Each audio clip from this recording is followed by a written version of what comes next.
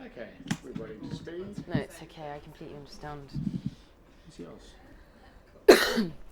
Strikes me as a very intense character that you were playing. Was that is that quite a draining thing to do, or is that just something extra to get your teeth into? I think yes, Iris is quite an intense individual. I think her circumstances are intense, and the obstacles that are placed in front of her are huge. But I think, yeah, I mean, as an actor, it's, you know, the harder the job, the more of a challenge it is the rewards are greater. So, yeah, I mean, it was quite sort of draining in terms of the subject matter is quite serious and melancholy, and I think sometimes it takes a lot to sort of shrug that off at the end of each day. I was wondering about that actually, how you... Nicky. I'm saying. Right, we're ready to speed. Yours again. Off you go. Okay, part of it is a very intimate relationship with Samuel L. Jackson on screen. Was he the main draw for doing the film, or was it sort of a mix of a lot of different things? It's hard for him not to be the main draw. Yeah, I mean, he is. I mean, he's, you know, one of the greatest actors of his generation, and, you know, the films that he's been involved in are some of my favourite films. And he's got the most incredible presence. And, you know, when I found out that he was attached to this script, I just knew that I had to pursue it and, you know, get my foot in the door, just to be, you know, to be seen, to be considered for it. Yeah, and I thought the script was excellent. I found it really sort of original, and the character of Iris, I was really drawn to Iris, because I thought she was a really fully realised character, and, you know, that you don't always find that in scripts, and so yeah, I pursued this for over a year. What did you have to do? What kind of things did you do to... I just rang my agent daily and said, you know, I've got to get my tape seen by the producers and the director and, you know, and Sam, because obviously, you know, he has a big say. And what was he like to work with? Oh, incredibly supportive. It was so brilliant, and I learnt so much from watching him on set and being with him and you know, and acting opposite him. He's an incredible professional. He knows what he's doing in terms of like his, you know, character, but also sort of practical, you know, where the camera's going to be, what would look good, you know, all that stuff. I mean, he, you know, and I found him really encouraging and really down to earth and lovely, and, you know, we became friends. I was just going back to what you were saying before we had to pause there about unwinding, or finding it difficult to unwind at the end of each day with a, you know, if you've had intense scenes. I mean, what do you do to kind of get your equilibrium back, or is it just impossible? Well, I think, you know, if you're playing sort of characters with that, if you're playing a character that has a lot of baggage, and you're, you know, you've had a day of really intense scenes, then I think it's hard to debrief. It really is, because, you know, a shoot can be, our shoot was 6 weeks, you know, and it's not the longest, but still, it's sort of a melancholic mind frame to be in for that long, and I think you just have to just look after yourself, you know, physically and mentally. Just be careful, because it can be quite traumatic, you know, going to some of those places daily. So you sort of eat well and... Yeah, simple things like that are really important, I think, you know, to maintain that equilibrium and to maintain your sanity, and, you know, yeah, it's super important. What about Sam? Because he was in almost every scene. As you say, it's a short shoot, quick turnaround. Did he get any downtime at all? Hardly ever, but I think he's a workaholic. You know, he loves working. That's where he gets his buzz. And I think that he's like a machine.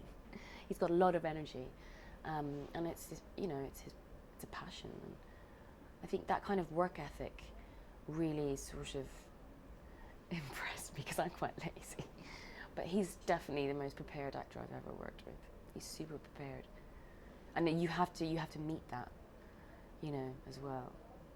It's great. The motto that keeps coming up in the film, nothing changes unless you make it change. Yeah. Do you agree with that in your own life? Is that something you would live by? Yeah, nothing changes unless you make a change. Definitely. I mean, I'm really bad for reading my horoscopes and things like that, which I'm deeply sort of cynical about, but I can't stop myself. But yeah, I mean, I think definitely that. I definitely think that you must, there is this, you have a responsibility to yourself to do the best you can to make your life as good as possible, and I think that, in terms of Iris, I think that she hasn't been handed the best deck, and but she's determined to do something with her life and to better herself.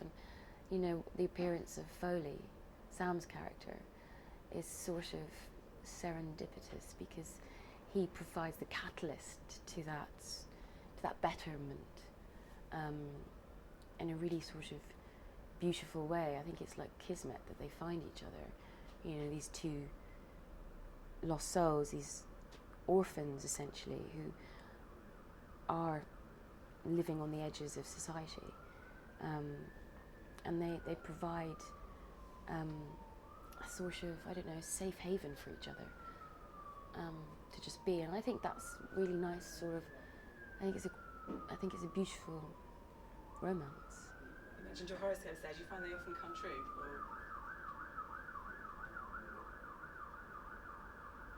Or? No, horoscopes. No, I read them and then forget about them. No. Also, I just wanted to ask, the title of the film is Fury. Excuse me, sorry. I'm so sorry, I've got a cold. What makes you angry? What makes me angry? Traffic in London. What makes me angry? I don't know, really, truly. I suppose I have a temper about injustice. Yeah. I don't like to see people being treated unfairly. What else makes me angry? Really furious. When there's no chocolate in the house and I have to go across the road to the newsagents. Silly things. That gets me as well. Does I it? just wanted to squeeze in one more question. Yeah, sure. Because obviously there's a big plot twist in the middle which you won't give away. But No, I have to monitor myself as well. Are you quite good at guessing plot twists ahead of time when you're watching a film? It depends really on how clever the film is. I think it's always. I prefer to be surprised. A good film is always one or two steps ahead. No, I like the kind of thrill of wow. I think that's a good way to be.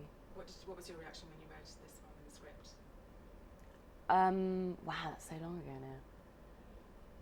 Well, it must have been good because I tracked it down for about a year and a half. So, yeah. That's great. I think we're out of time. We've got more if you want to. Got more? Is that all right? Yeah, for sure. Okay, excellent. Let's see. I've asked most of my questions anyway that I wanted to ask. I just wanted to ask actually on the motto thing, whether if you could coin your own motto, what would it be? Anything at all? For me, oh, I don't know. My own motto. I suppose never give up, isn't it, really? I suppose that's what most actors' motto is, really. Perseverance. Seems to be working all right.